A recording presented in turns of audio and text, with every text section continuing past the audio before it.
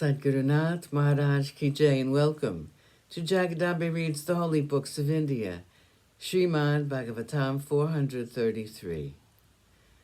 As you may remember, Dattatreya was about to teach Samadhi. The breath should first be brought under control, pranayama. This makes the mind be brought under control. The mind will lose its vikshepa, its fickleness, by renouncing the objects of the senses. This comes only by practice. When it is awake, the mind is never steady, but moves from object to object, from thought to thought, from one thing to another. It is ever restless.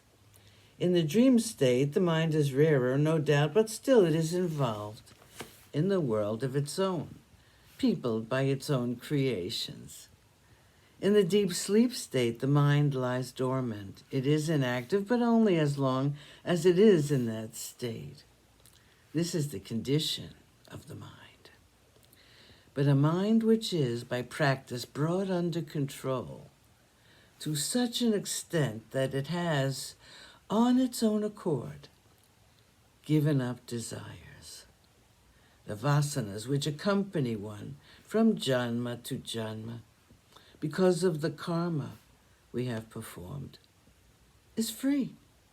Then it can be free of the gunas also easily and become pure sattva, which is only one step less than becoming one with the dhyeya, the absolute. This lesson I gathered from an archer who, when taking aim, did not know what was happening around him. This archer did not know that a king had passed by him. He was so intent on aiming at the target that nothing engaged his attention except the thought that his arrow should hit his target.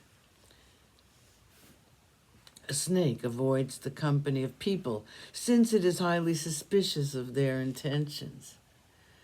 It is alone and has no dwelling place of its own. It never transgresses any rule, and it lives alone with itself.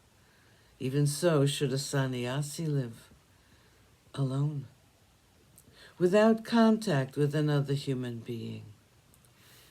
He or she should not have a home of their own, because that is only the beginning of other bondages.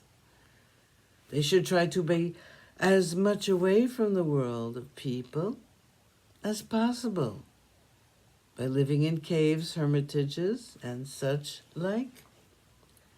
The dehi, the dweller in the body, when it begins to think of some object intensely, to the exclusion of everything else, becomes like the object thought of. Like the worm which the wasp captures and keeps in its shell, becomes, out of fear, like the wasp itself in course of time. When the mind thinks of the Paramatman with intense concentration, it will, in course of time, become one with it. The spider taught me the final lesson. I was watching him. He was sitting quietly on a piece of twig on a tree.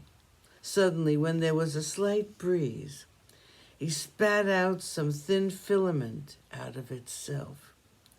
And swinging in the breeze, it reached another twig, and between the two twigs it traveled to and fro, and in a very short time built a web. A few days later, I saw the same spider eating up the threads and undoing the web. And soon there was nothing left of the very beautiful web it had woven. Even so, the Paramatman. He has no desires and is beyond the reach of cause and effect. At the end of the kalpa, there is nothing. When the equilibrium of the gunas is upset by time, it is called maya, and the Paramatman manifests himself in the form of the Mahatattva and the Aham Tattva and the entire universe, made up of the elements, and at the end of the kalpa, he withdraws into himself, the universe. Sadgurunath Maharaj Ki Jai. Thank you for coming. I hope you come again.